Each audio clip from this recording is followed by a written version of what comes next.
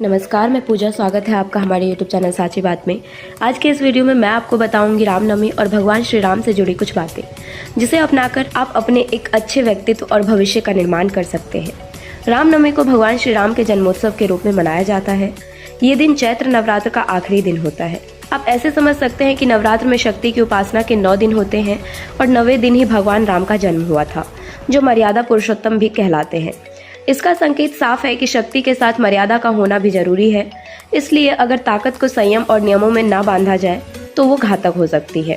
श्री राम भगवान विष्णु का मानव अवतार है, इसलिए उनके सारे संदेश आम आदमी के लिए ही है। एक सामान्य आदमी अपनी मर्यादा में रहकर भी कैसे असंभव से असंभव कामों को कर सकता है, ये भगवान राम समझाते हैं। उन्होंने अपने जीवन में हर रिश्ते को न सिर्फ निभाया, बल्कि समाज के सामने उदाहरण रखा कि हमें रिश्ते कैसे निभाने चाहिए, हर रिश्ते में हमारा व्यवहार कैसा होना चाहिए। दशरथ के पुत्र राम माता पिता दोनों के लिए राम पुत्र के रूप में सबसे आदर्श व्यक्तित्व थे। पिता के एक वचन के लिए राज्य का त्याग करके वनवास स्वीकार करने वाले रोज सुबह अपने माता पिता और गुरु के चरणों को छूकर आशीर्वाद लेते थे और राज्य के काम में पिता की सहायता करते थे। वनवास देने वाली माँ कैकेयी को भी राम ने हमेशा तीनों माँओं में सबसे पहला स्थान दिया। राम सिखाते हैं कि माता पिता हमारे लिए सबसे पहले होने चाहिए। संतान वो ही अच्छे हैं जो माता पिता को सम्मान और प्रेम दे, साथ ही उनका कहना माने। सीता पति श्री राम।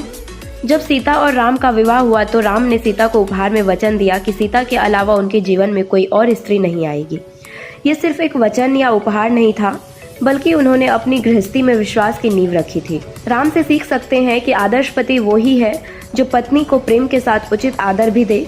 वैवाहिक जीवन में एक दूसरे के आत्मसम्मान और व्यक्तित्व की गरिमा का ध्यान रखना भी पति पत्नी का कर्तव्य है। भरत लक्ष्मण के भाई श्री राम। भगवान राम को अपने भाइयों से बहुत प्रेम था।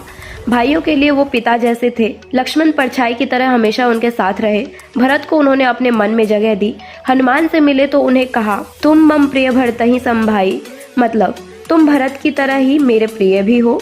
राम से सीख सकते हैं कि उन्होंने भाइयों में कभी भेद नहीं किया, हमेशा उनके लिए त्याग किया।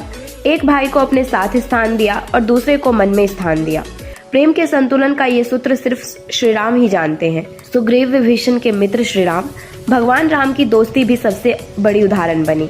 अपने मित्रों के दुख को उन्होंने अपना दुख समझा। सुग्रीव और विभीषण से तब मित्रता की जब दोनों ही अपने राज्य से निकाल दिए गए थे। किष्किंधा और लंका दोनों को राम ने जीता, लेकिन उनका राजा अपने मित्रों को बनाया और स्वयं दूर रहे। राम सिखाते हैं कि मित्रता में हमेशा देने का भाव रखें, मित्रों से कुछ लेने की उम्मीद ना करें। बाली रावण के शत्रु राम। भगवान राम की दोस्ती ही नहीं, दुश्मनी भी आदर्श है। सुग्रीव और विभीषण दोस्त थे तो उनके भाई बाली और रावण दुश्मन, लेकिन राम ने उनको मारकर कभी उनका अपमान नहीं किया। दोनों की मौत के बाद उनके परिवार की जिम्मेदारी सुग्रीव और विभीषण को ही सौंपी। राम सिखाते हैं कि बाली को तीर मारकर राम ने उसे ज्ञान दिया कि वो अपनी ताकत के दम पर सुग्रीव के साथ अत्याचार कर रहा था। वहीं रावण को जब मारा तो उसके पास लक्ष्मण को राजनीति सीखने भेजा।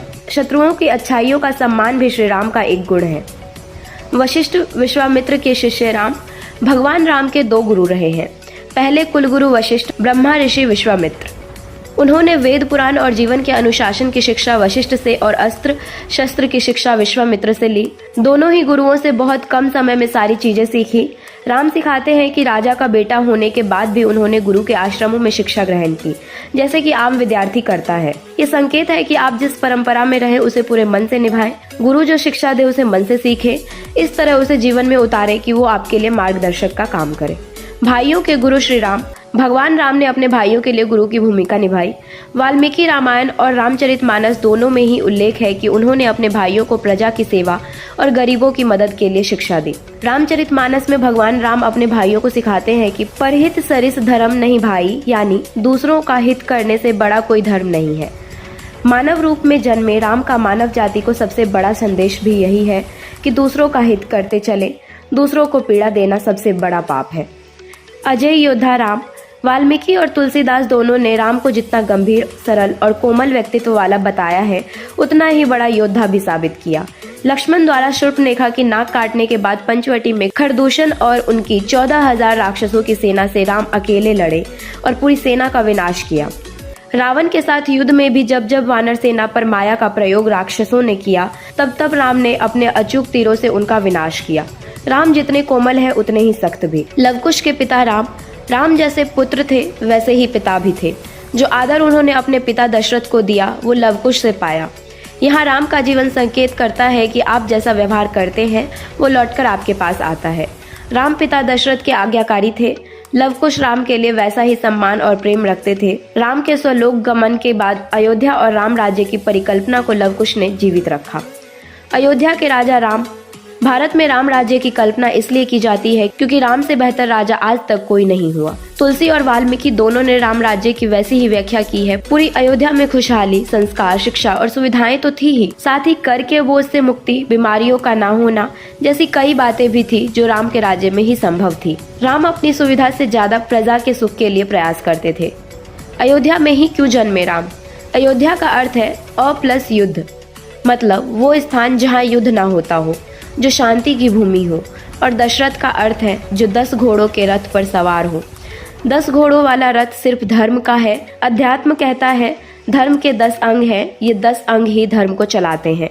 ये 10 अंग है धैर्य, क्षमा, संयम, अस्तेय, चोरी न करना, पवित्रता, इंद्रियों को वश में रखना, बुद्धि, विद्या, सत्य और अक्रोध। तो जहाँ शांति और धर्म हो वहाँ राम जरूर जन्म लेते हैं। राम का अर्थ क्या? राम शब्द जितना छोटा है इसकी व्याख्या उतनी ही विस्तृत है। पुराण कहते हैं रमन्ते सर्वत्र इति रामः, अर्थात जो सब जगह व्याप्त हो वो राम है। संस्कृत व्याकरण और शब्दकोश कहता है रमन्ते का अर्थ है राम, अर्थात जो सुंदर है, दर्शनीय है, वो राम है। मनोज्ञ शब्द को भी राम से जोड़ा जाता है। मनोज्ञ का अर्थ है मन को जानने वाला। हिंदी व्याख्याकार राम का अर्थ बताते हैं जो आनंद देने वाला हो, संतुष्टि देने वाला हो। अंत में साची बात परिवार की ओर से आप सभी को रामनवमी की ढेर सारी शुभकामनाएं। उम्मीद करती हूँ कि आपको ये वीडियो पसंद आई होगी। ऐसी ही जानकारियों से भरी वीडियो देखने के लिए जुड़े रहिए हमारे चैनल साची बात के साथ। तब तक के लिए धन्यवाद।